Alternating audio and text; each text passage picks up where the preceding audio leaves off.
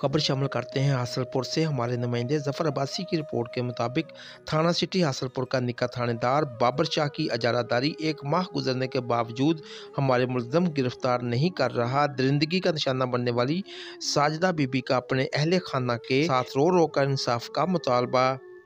मैं कुछ नहीं कर सकता, मुझे बड़े अफसरान ने रोक रखा है। मैं मुल्ज़िमान को कभी गिरफ्तार नहीं कर सकता, जिसने जो करना है करे।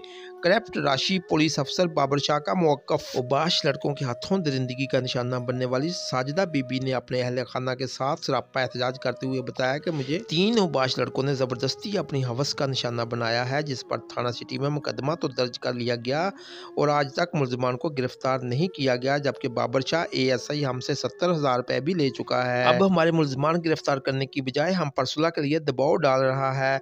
हमारा RPO बहावलपुर, DPO बहावलपुर और वज़ीर आला पंजाब उस्मान बुज़दार से मुतालबा है कि हमारे मुल्ज़िमान को गिरफ्तार किया जाए और हमें इंसाफ फराहम किया जाए।